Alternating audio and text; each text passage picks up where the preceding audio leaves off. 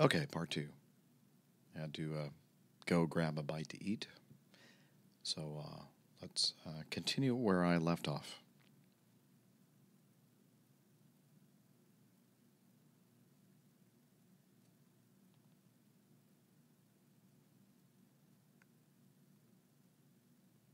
Hey, Captain Jeff, this is pilot Ben Evans from Central Ohio again. I have a few questions for you and like to hear your comments if possible. Okay, stop. Forgot to start my backup recorder.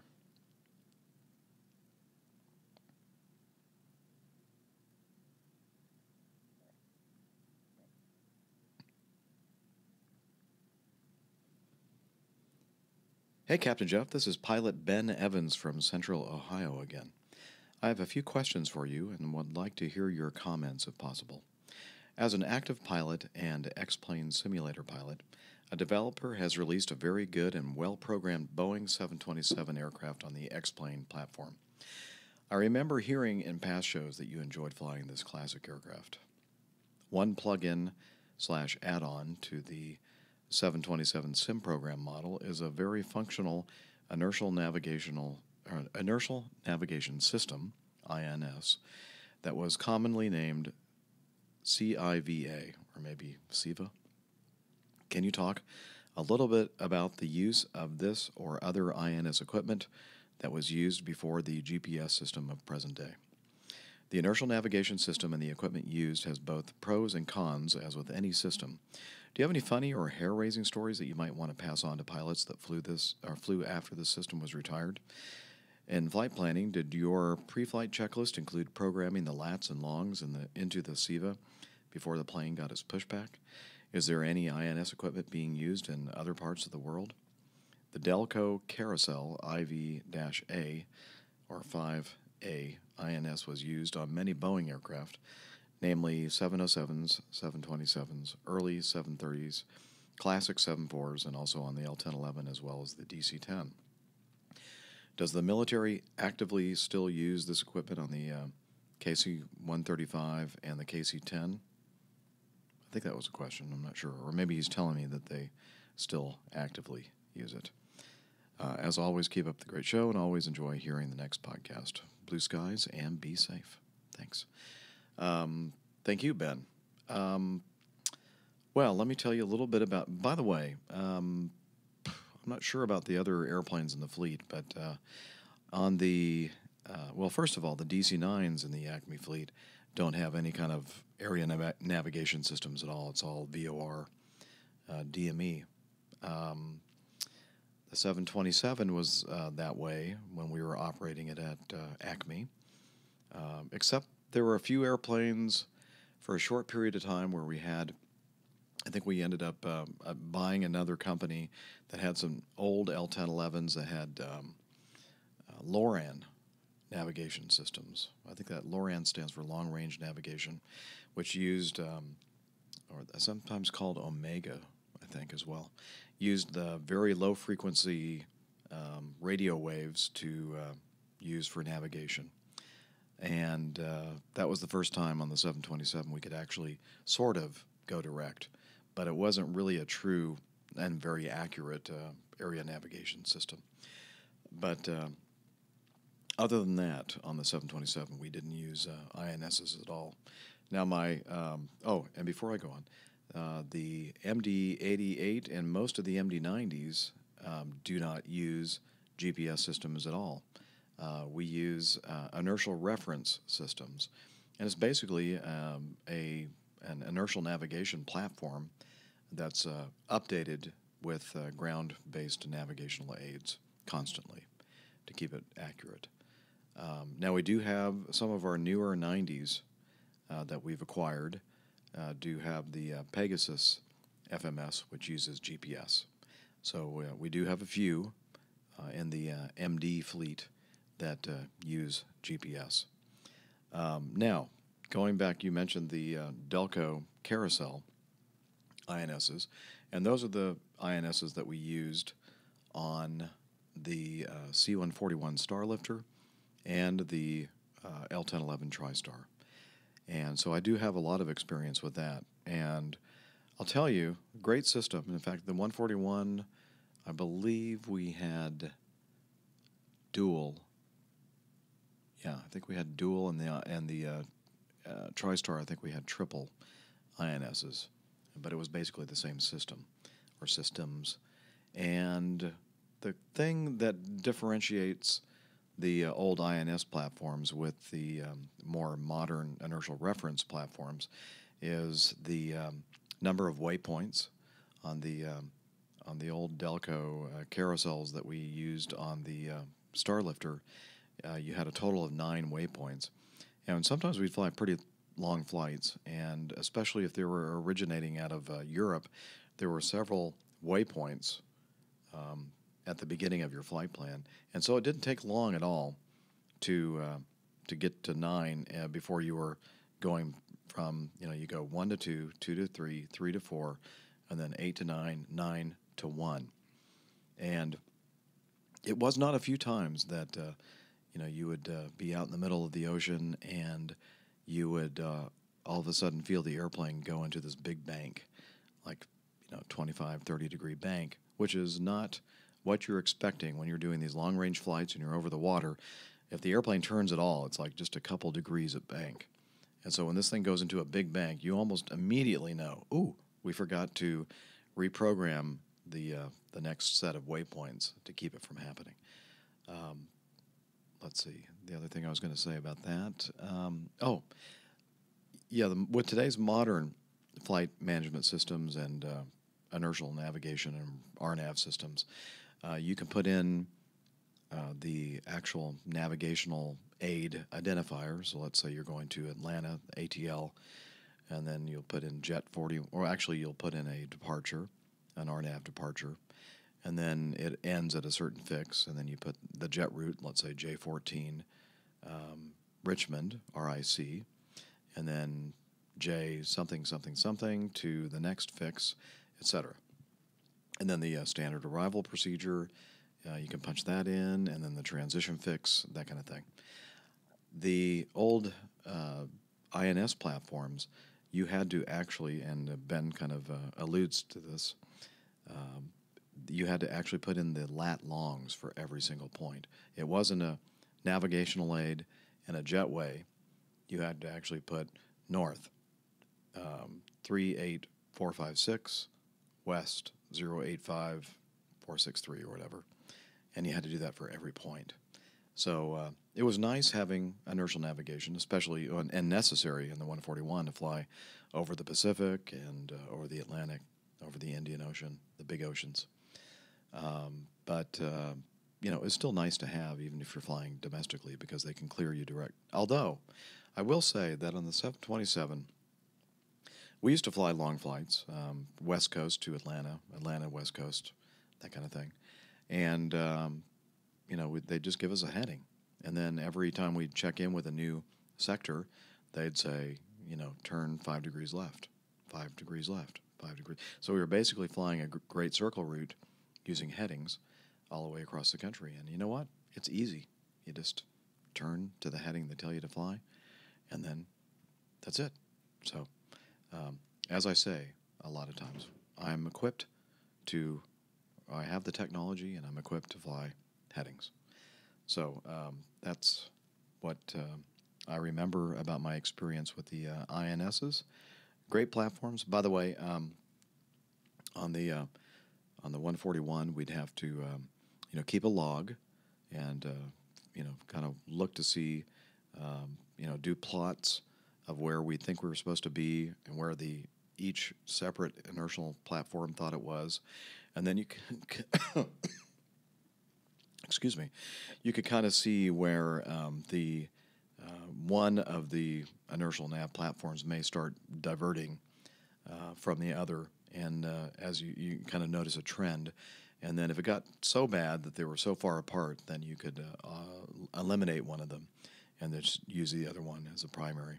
And I think that after a long, let's say 6, 7, 8 hour flight, sometimes these platforms could be as far off as 5 to 10 miles, which at that time we thought was pretty good. But With today's technology and inertial platforms and constantly updated inertial reference systems and, of course, GPS, the navigational performance is super accurate. You can fly hours and hours and hours and hours and still be within 1 mile, sometimes even tighter than that. And GPS, of course, probably just, hundreds of feet. So now don't quote me on that. I'm not sure exactly what the specs are on the GPS as far as the civilian use of GPS, but much, much more accurate than the navigational systems of old. Thanks for taking me back, Ben. So to answer your question, 727, no, we didn't use the CIVA or CIVA, didn't use INS at all at Acme, that is. So thanks for listening, and look forward to hearing more feedback from you, Ben, in the future. Okay, let's play this.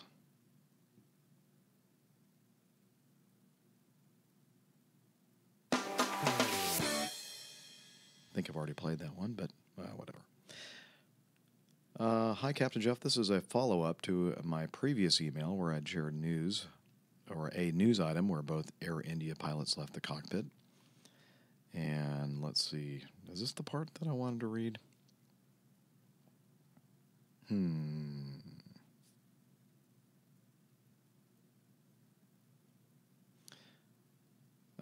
Yeah, regarding the Air India story where the two pilots left the cockpit and left the aircraft in control with the flight attendants. Here's a connected news item that is in the newspaper today, which talks about the DGCA, the Indian Aviation Regulator, proposing to install cameras in the cockpits. I would love to hear your views on cameras in the cockpit.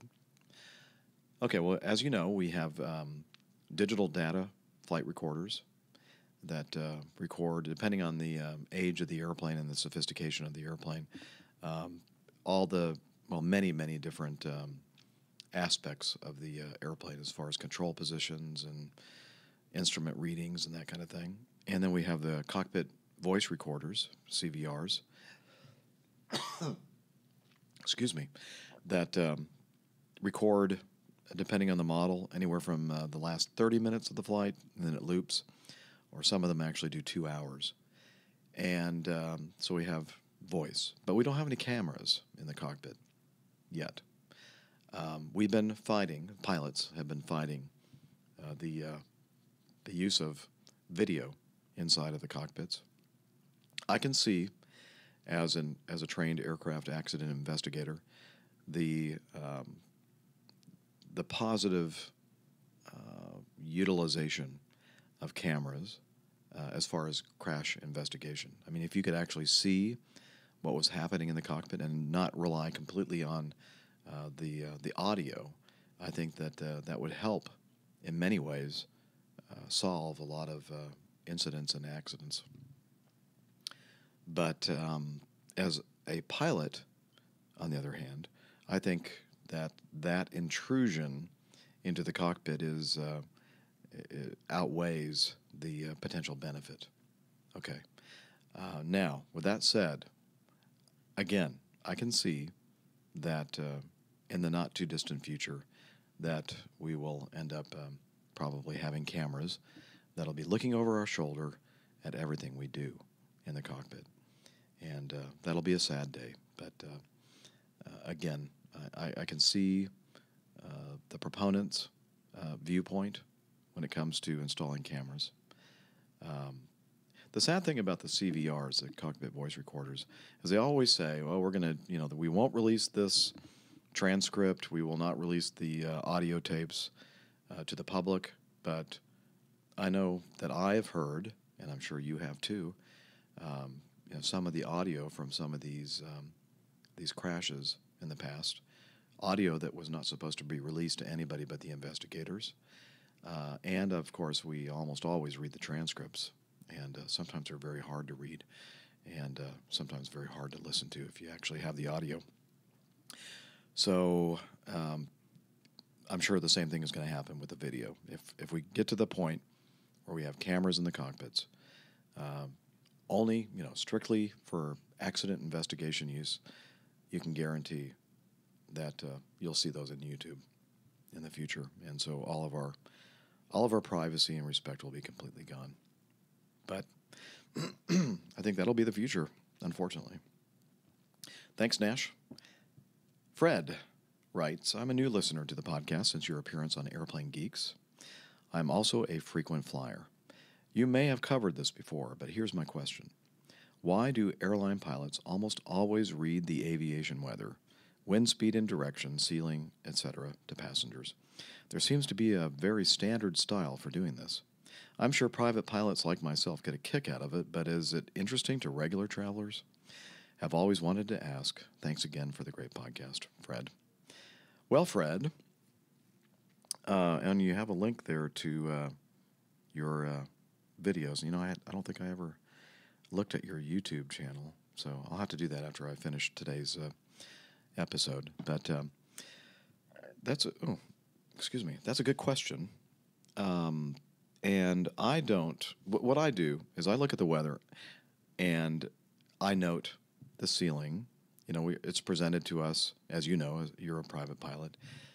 Let's see, 1,200 scattered, 2,500 broken, 3,000 overcast, visibility 10, temperature 5, dew point 3, altimeter 3043, or whatever. I'm just making this stuff up.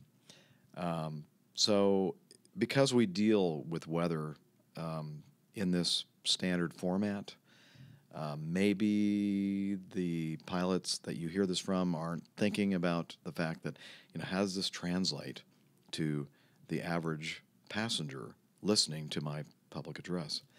And either they don't care or they just don't think about the fact that the jargon they're using is pilot talk, not real person talking.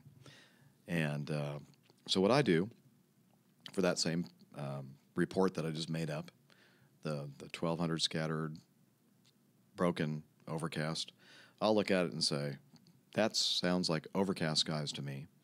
And the temperature, of course, we always get in Celsius, so I'll convert it to Fahrenheit, unless I think there's a pretty good proportion of people who are used to hearing their temperature expressed in Celsius or centigrade, and then I'll use both. But in general, what I'll do is I'll say in that situation that I just gave you, ladies and gentlemen, the weather at the destination, it's overcast skies, temperature is 41 degrees. Sometimes I'll throw in the wind, so let's say the wind's 210 at 5 knots. I'll say, and the winds are blowing out of the southwest at 7 miles per hour, or light winds or something like that. Again, I try to translate it into something that the average passenger is used to hearing on their local weather forecast on their TV station or radio station. Again, I think pilots sometimes don't think about the person to whom they're speaking, and they don't think about their audience. In fact, it's funny that you mention this, Fred. I was just reading an internal document that is put out by our flight operations folks at Acme, and it was saying, you're doing a good job here, here, and here, and a little blurb about PAs, and they said that they get a lot of positive comments about PAs and such, but he said, let's watch our jargon, and apparently somebody had written in and said, he used so much jargon I couldn't understand what he was talking about. And the other thing that we have to think about, be careful about, is, and I remember deadheading once. We were going from Atlanta to somewhere in Florida, I think Miami or something like that. We were passing over the Jacksonville area. Well, the navigational aid is CRG, which stands for Craig. Now, I don't know. Maybe there is a little town there named Craig, Florida. I don't know. I don't think there is, but maybe there is. But so the person that was doing the public address, I think it was the flight engineer. It was back in the 727 days. said, and today we're going to be going over Alma and Craig and Ormond Beach and that kind of thing. And I thought, oh, he didn't just say Craig, did he? I mean, like, nobody's going to understand what that means. So, again, in that instance, I'd say we'd be heading south from Atlanta, heading down to the southern part of the state over the Okefenokee Swamp, on into the Jacksonville area along the eastern coastline, over Ormond Beach, Vero Beach, Daytona, etc.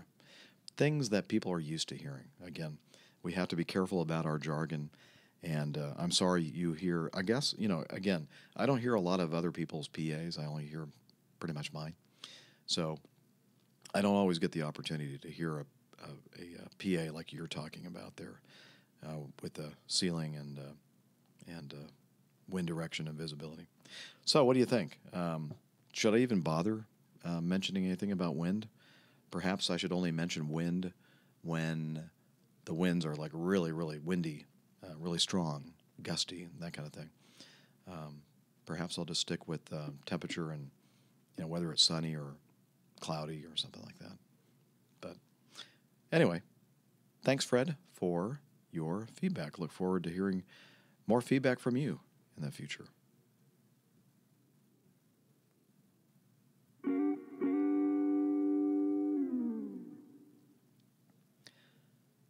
Mike writes, "Hey, Captain Jeff, looks like I'll be flying Acme Airlines from Toronto down to Belize in 3 weeks or so, and back again a week after that. I'm heading down to Central America for a week of archaeological excavation work with a professor friend of mine. This is a working vacation for me, but vital to do the research that he's conducting, not to mention being just a darn cool thing for me to get to do. I've only recently stumbled across the APG podcast. Frankly, it was due to your guest spot with the geeks to whom I've been listening for a while now. I've gone into your back catalog of APG episodes, and I've listened to the last 8 or so. Currently waiting for a chance to listen to the latest, number 67. And this is me speaking now. I'm stopping. Again, I owe such a big thank you to Rob, Mark, and Max Flight from the Aviation Geeks podcast. I'm sorry, I call them Aviation Geeks again. Airplane Geeks podcast, for having me as a guest on their show. Again, it was a blast. I think it was episode number 244, about 4 weeks ago, I believe now. Check it out if you want to see me or hear me interact with other people other than just me sitting here talking to you and in your ear, so to speak. And I'm really, really glad, I didn't even think about it at the time, that people that are listeners to the Airplane Geeks podcast would actually come over and listen to my show. That's really cool. So glad to have you aboard, Mike. And so I'm going to continue with your feedback now. Since I've gathered that you're often flying out of Atlanta, I was wondering what the chances are that you might be scheduled on either of the southward or either of the northward hops that I'll be a passenger on. It'll be a Saturday, early morning Toronto departure and noonish Belize departure a week later. I have a short morning layover in Atlanta on my way down, but about 5 hours to kill on the way back northward. Never been to the Atlanta airport. What's the best way to kill a layover at Atlanta on a Saturday afternoon? I'm assuming I can't leave the airport since Atlanta is just a pass-through for the 2 international flights. Yeah, I'm not sure about that, Mike. I think that you're right. I think that if you've already cleared security or screening, customs, and that kind of thing, I would imagine that that you're not going to be able to leave the airport. I could be wrong about that. I'm not sure how all that works. So let's see. What to do in Atlanta at the airport? 5 hours. Well, I can tell you what we pilots do. We head down to the pilot lounge and, open up our computers or find one of the big lazy boy kind of recliner chairs and watch whatever's on the big screen TV, or go over to the banks, rows of computers, the scheduling computers, and start doing some work on our schedules or whatever. What else could you do? You could walk. It's a big airport. You can walk all over the place. If you take the transportation mall, the underground passageway between concourses. There are trains going either way, and also you can walk with moving sidewalks and that kind of thing. And between concourses, there are some things like the history of Atlanta. Between the A and the T concourse, there are statues, sculptures from Africa. Not exactly sure what is in between each one, because if I have to go more than one from one concourse to another, I usually take the train. If it's just one concourse over, then I'll usually walk using the moving sidewalks. Let's see, what else? There are restaurants and bars and that kind of thing if you're into having a beer or something like that. Other than that, I can't think of anything. It's not like there's a museum or anything right there at the airport, like the Denver International Airport. Jefferson has a pretty nice museum there. In the E-Concourse, they have a pretty nice display of Martin Luther King Jr., some of his paraphernalia and writings and that kind of thing. It's kind of worth looking into. Okay, and as far as me flying them, normally I don't fly on Saturdays or Sundays unless I'm trying to pick up some extra time. And Belize, I avoid. I really avoid flying to any of the Caribbean nations, if possible. But again, if I'm flying on a Saturday, probably flying overtime, and I'm usually not that picky. If I have a request in for overtime flying, you pretty much have to fly wherever they tell you to go. So, there's a chance I might see you. So my recommendation, if you're flying an 88 or a 90, just poke your head into the cockpit and say, "Hey, is one of you Captain Jeff?" And see what happens. Okay, going on with Mike's feedback. My own aviation interest started almost 40 years ago when one of my primary school classmates had his father give about a half a dozen of his friends a ride in a small single-engine plane. I don't even know what it was, aside from being a tail dragger configured like a Champ or maybe a Cub. Just a little two-seater. What a thrill for an 8-year-old.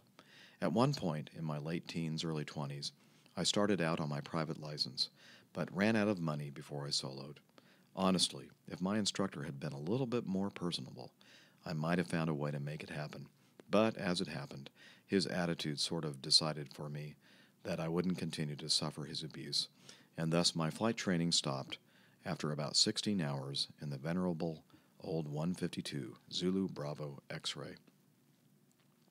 I subsequently took up skydiving during my university days, one of those crazy college kid things, I guess, and ended up with over 325 jumps in my logbook in what ended up being a 10-year span.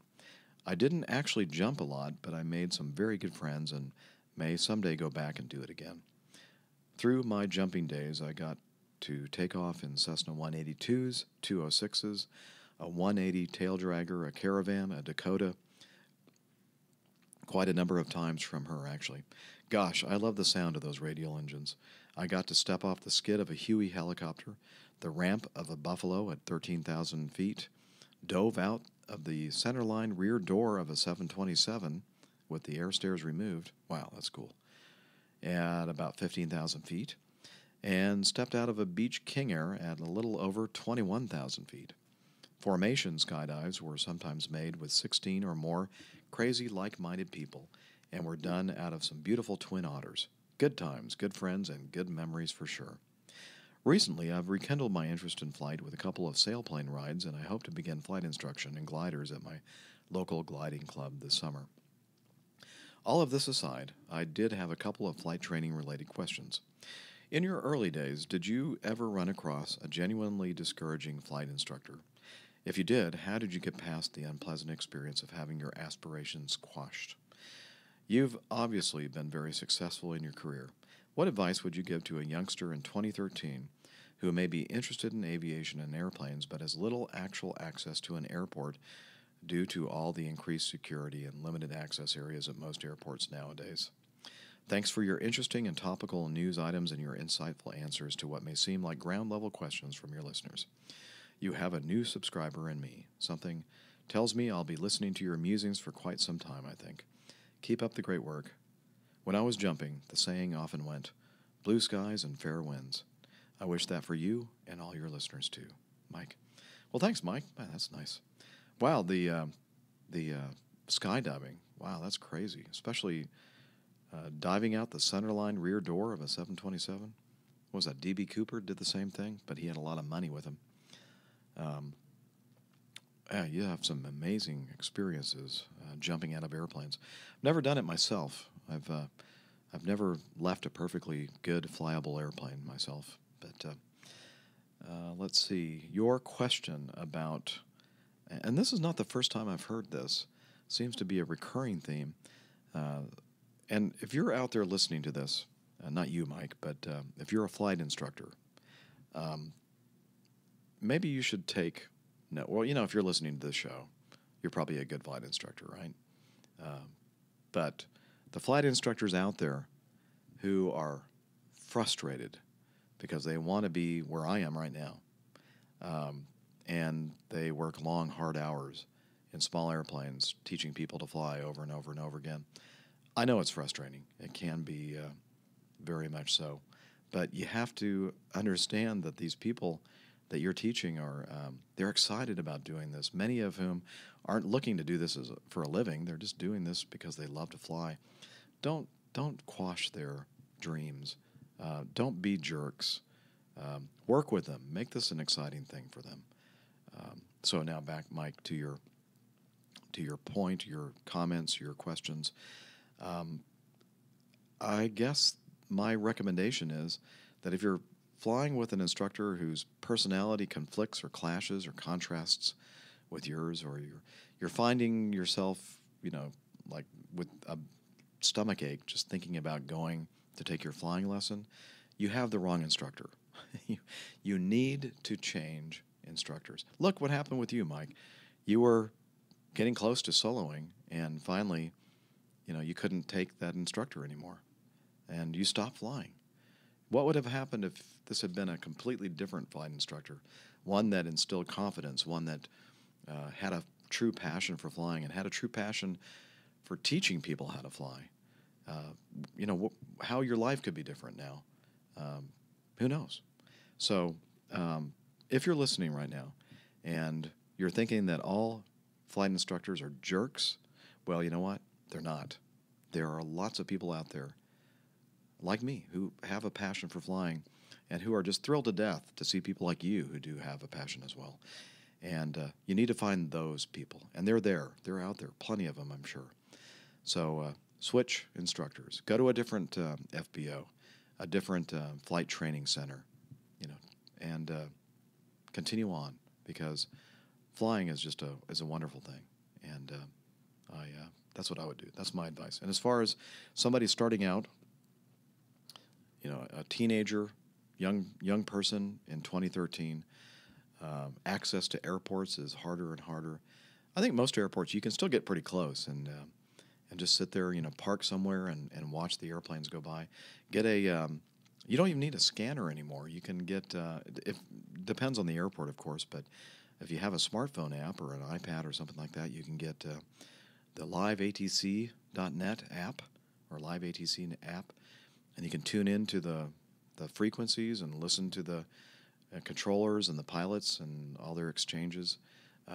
If that doesn't work, you can get a VHF radio, maybe on eBay or whatever, for not too much money, and tune into the local ground or approach control or tower frequency and listen to the airplanes as they come in and take off. Excuse me. That's my only idea right now for people that want to get close to the action, or go out to your local smaller airport, general aviation airport, and just hang out. Trust me, there are a lot of people out there who like hanging around airports and do hangar flying. Just talking about flying and sharing their stories. So much to learn from people like that. Read books. Go to the library or search the internet for books written by people that have a passion for flying, and live vicariously through them. And then when you have the opportunity, the money to go out there and get some flight instruction, you're ready to go. So those are some of my recommendations. Perhaps you listeners, you aviation enthusiasts out there, may have some ideas as well for Mike. Again, Mike, thanks for coming over to the Airline Pilot Guy community. Look forward to hearing more from you as well.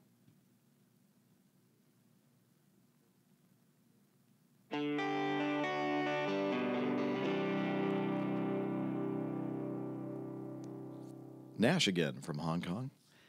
He said, "This is your friend from Hong Kong, Nash. Once again, I read this very interesting news item today where they are talking about Cathay Pacific introducing, quote, high-tech self-boarding gates in Hong Kong. How cool is that? It says that boarding times can be halved from what they are currently. We'll appreciate your comments on this new technology." Now, Nash, you know full well, you know that, as I do, that the reason why they want these fully automated boarding systems or boarding gates is that the people in Hong Kong apparently have very short fuses and get upset very, very quickly for bad customer service. I mean, I've seen the videos on YouTube. Come on, you too have, Nash. So these gate agents are probably saying, I'm not doing this anymore. I don't want to get beaten up by these passengers because they're not happy people. So I'm sure Cathay Pacific is trying to figure out, okay, what are we going to do when we can't find people to work the gates? We're going to have to come up with self-boarding gates. Anyway, I did read your link, your article about the self-boarding gates. Apparently, these things are using facial recognition software, cameras, and that kind of thing that says you don't even have to have a boarding document, that as you walk through a corridor, they somehow know, based on biometrics, that you are the person that is supposed to be on this flight, and you just walk through a door and you're on the airplane. Now, that's the theory. Practice? I don't know. I think it's going to be quite a feat to actually make something like this work.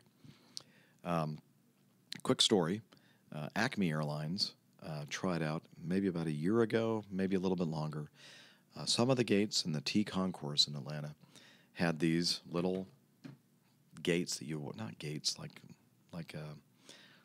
I don't know how to describe it, kind of like a kiosk thing that you walk through, and then I think it had like a scanner on it, and then you were supposed to scan your boarding pass, and then as long as everything checked out, it opened up a door, and then you proceeded. So it's sort of like I wouldn't call it a high-tech self-boarding gate, but it was something that was supposed to help the gate agents process passengers as they were getting on the on the airplane or going through the jetway.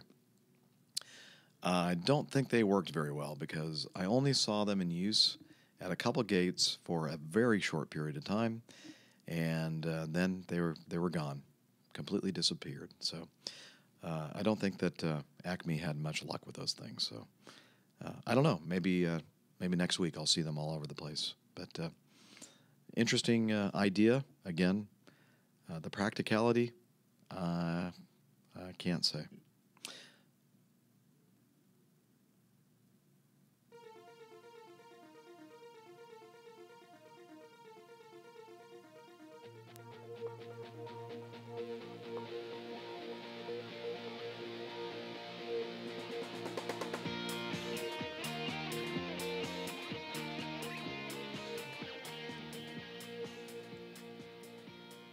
Okay, Seth writes, "Hello, Captain. I'm a new listener that found out about you through the Airplane Geeks podcast." Hey, yeah, another one. Yay, Seth. That you were a guest on. I enjoy your podcast very much and listen to it while I'm working. On your last episode, number 67, you mentioned that you can tell I have got kind of behind in my feedback, sorry. You mentioned that you have never flown into Grand Rapids, GRR, and my ears perked up. I work at an avionics manufacturer that is just south of that airport, like 300 yards, and the street we're on is parallel to runway 26 left, 8 right. I am at the viewing area often on my lunch half hour, and I'm about to head there now. I just thought I'd say hi, and if you ever do get to GRR, let me know, and maybe we could get a beer or something and talk about airplanes/aviation. There's a great brewery here called Founders, and they have a good selection of craft brews. Keep up the good work, Seth. Well, Seth, I'll definitely look you up if I ever get a layover in Grand Rapids. As I mentioned on that episode, a lot of the people that I fly with have been there, and they said it's a great hotel and a great brew pub there, Founders Brewery. I look forward to checking it out myself. And so I'm glad you're with the Airline Pilot Guy community as well as the Airplane Geeks. And again, thanks, Airplane Geeks, for having me on your show.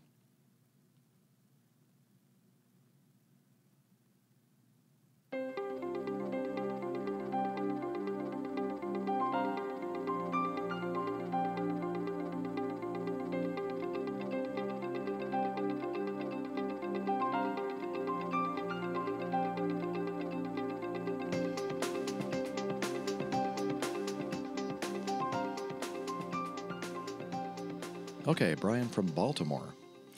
Hey, Captain Jeff, how's it going? This is Brian from Baltimore. Thanks for getting back to me on my audio feedback. It was surprising to hear my voice on there and had to rush and talk to the wife into listening to it.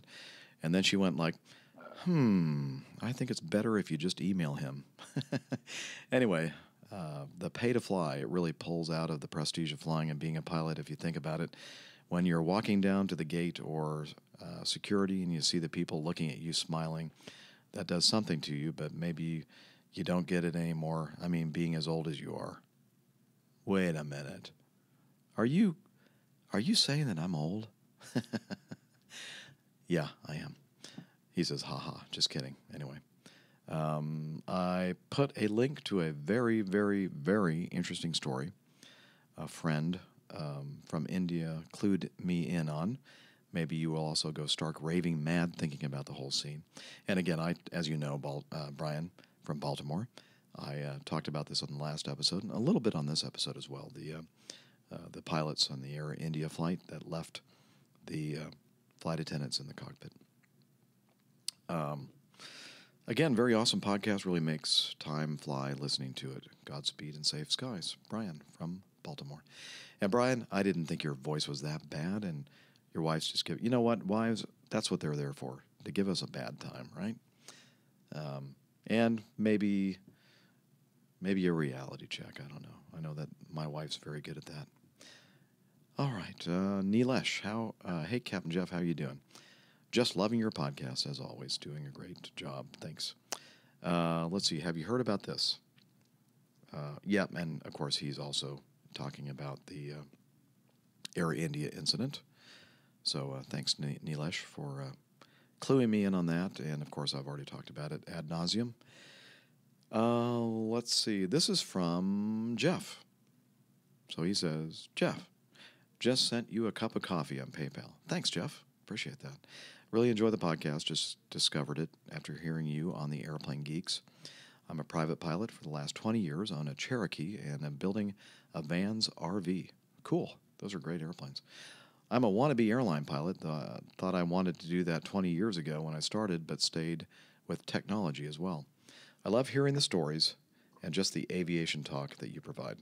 Your calm, cool, collected delivery is really appreciated. Blue skies, Jeff. Well, thanks, Jeff. And again, another new listener from the Airplane Geeks. And I appreciate it. And it's great to have people like you, private pilots out there, general aviation experts and owners. Own a Cherokee and a Vans RV. You'll have to tell us a little bit more about building your own airplane. That sounds pretty cool. You know, when I was growing up in California, Rossmore, California, excuse me, my parents were friends with a couple of, several families in the neighborhood, but two of the families, the husbands or fathers were airline pilots. I think one for Western and one for United, if I'm not mistaken. And one of them, in fact, I don't have the book with me right now, but I've talked about this before. I think it's called Here's How to Fly. And he lent it to me. And shamedly, I never returned it. And so it's still in my aviation library, my desk at home. And I look at it fondly every day. Anyway, he was an avid aviation enthusiast, not only an airline pilot, but he also was into making his own airplane. In fact, when we go over to their house, there were rooms full of parts of airplanes and stuff. It was just really fascinating to me. So he's really the one that helped me with my flying bug, and really kind of helped, push me forward into doing this for a living. So that's great.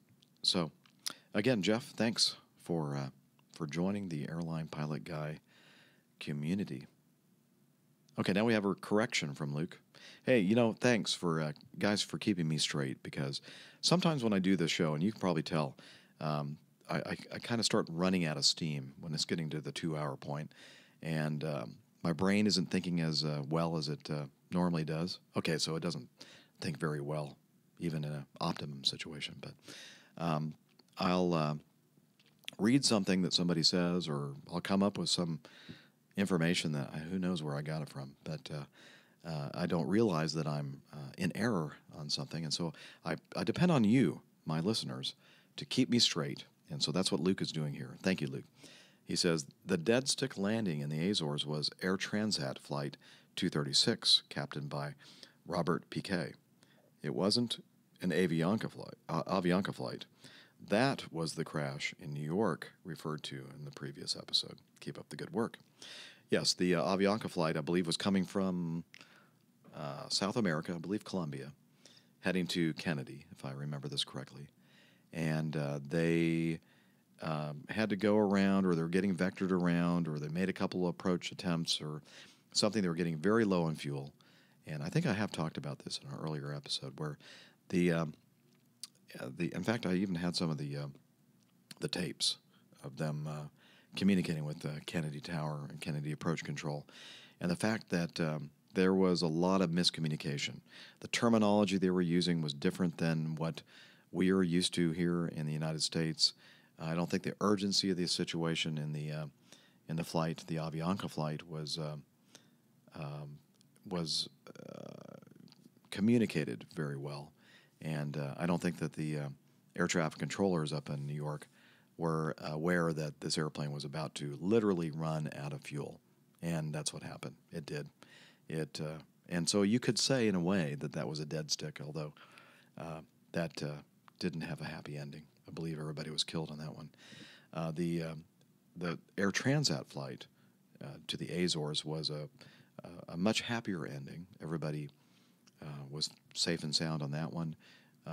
There was some kind of a fuel leak, and I think that Captain Robert Piquet, if that's the way you pronounce his name, basically, I'm not sure if he didn't follow the checklist properly or what, but ended up, the fuel that he did have on the airplane, he somehow transferred it to where the fuel was leaking or something like that. It mismanaged the fuel that he had, and basically dumped everything, and that's how both engines stopped running, and how he ended up flying an airplane with no power, but landed safely in the Azores. So again, Luke, thank you for your correction. I do appreciate that. And again, anybody out there listening, if I say something that's just flat wrong, or I give the wrong impression, feel free to call me on it. Okay, Nash again. Nash, man, you're active. He says, hope you've recovered from your throat allergy. You know what? Excuse me. I thought I had, although I thought I'm in the chest phase of this allergy thing. But as you can tell from listening to this episode, my voice is starting to go on me again, and I'm having trouble with it. So hang in there with me, and I'll try to hang in there as well and finish this darn thing. Nash sent me this link to a YouTube clip which shows the anti-drug unit police team firing shots and chasing a small plane along the runway before crashing into the left wing to prevent it from taking off. It seems like an action scene straight out of a Bond movie. And sure enough, I looked at it, and it's amazing. They're in like an SUV or something, and they're going down the runway, and it's a low-wing some kind of a Cherokee, I think, or a Piper airplane, low wing, speeding down the runway, this dirt runway somewhere, and and the SUV at high speed ends up ramming into the back left wing of this thing, and that kept it from flying.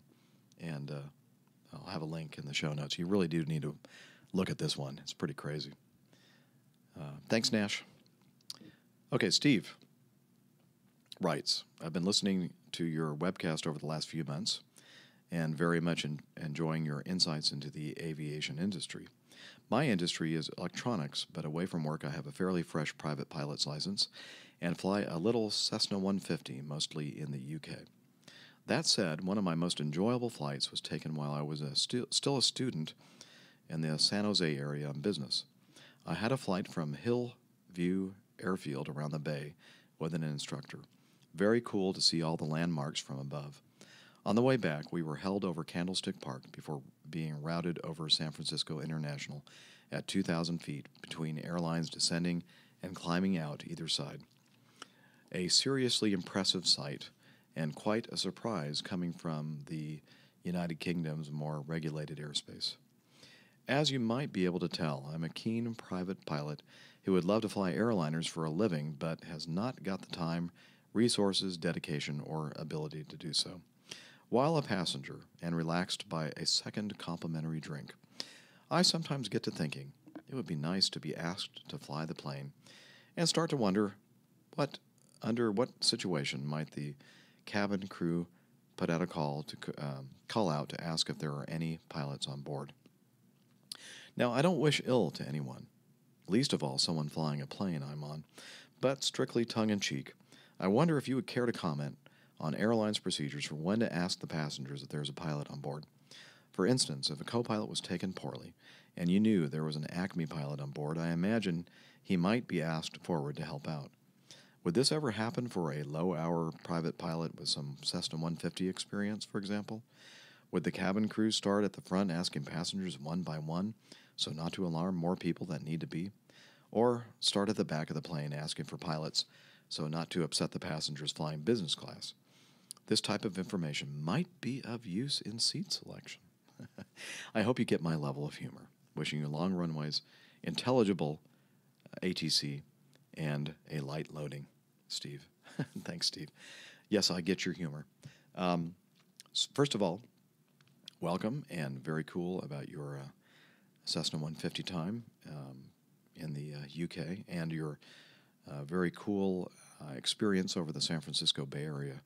Yeah, that's pretty neat. A lot of neat landmarks to fly over. Candlestick Park, the Golden Gate Bridge, the Bay Bridge. Lots of great stuff up there. I love that city. So now, talking about your question, or answering your question about, would we ever go back there to see if there is a passenger back there that has flight experience? Honestly, I don't think that that would ever happen. I think that, if we knew that there were non-revenue employees on board and determined that they were pilots, well, first of all, as you said, if there is a deadheading pilot on board, Acme pilot, or perhaps a jump seating Acme pilot or a different airline flying in the back, I'm sure that would be our first choice if we needed somebody to come up into the cockpit to help us. I've heard situations where they've actually used flight attendants that had a little bit of flight experience as well. It's not so, you know this, and most people that are listening to the show know this, that it doesn't take, really more than one person in a dire situation like this to actually, fly the airplane safely and land it and all that. May not be able to taxi it depending on what seat they're operating the airplane, but it's always nice to have somebody up there that at least has some experience with what you're doing. But I think if it ever got to the point where there wasn't any off-duty Acme pilot or other airline pilot on board, I think that they'd just make do with the situation as is. I don't think they would try to find a private pilot or whatever back in the back. honestly.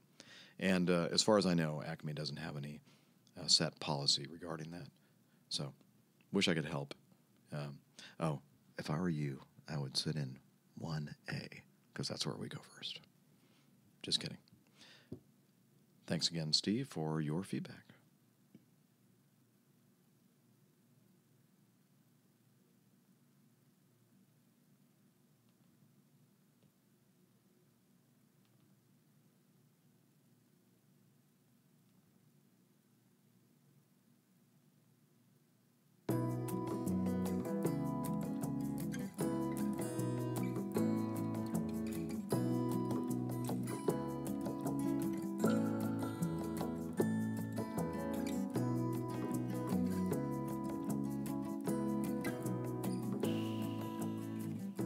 Well, I just realized, I just looked at the time.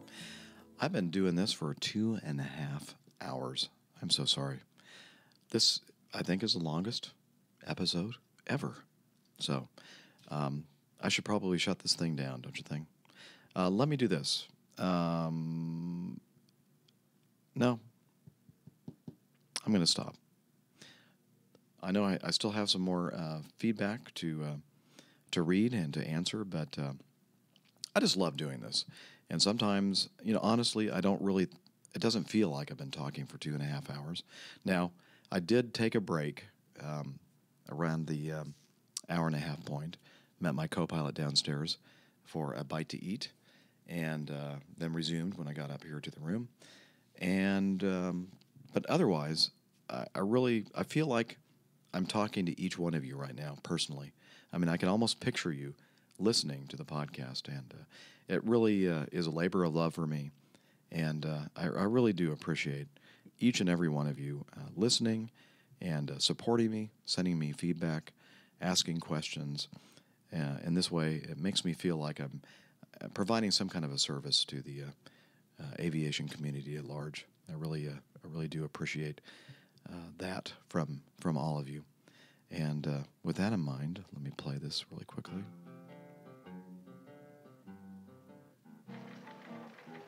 Johnny, how much more coffee? No thanks. Yes, the Java Jive. Thanks. I don't have a chance to right now to pull up the names of those who contributed since my last episode to my coffee fund. Of course, you probably all know that I use any money donated to the show to help offset my costs. I did say this is a labor of love, but it's not without associated costs. Serving media file servers, serving web hosting services, etc.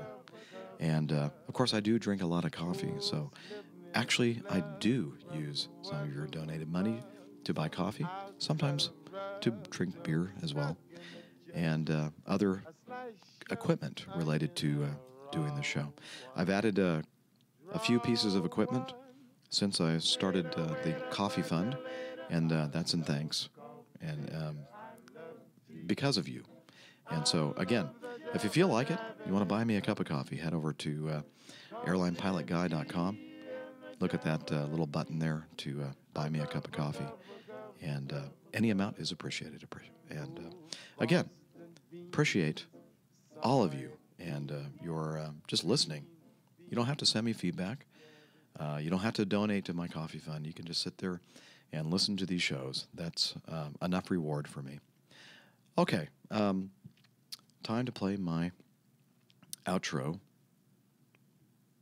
And I should know it by now, wouldn't you think? My closing, excuse me. My stomach is going crazy here.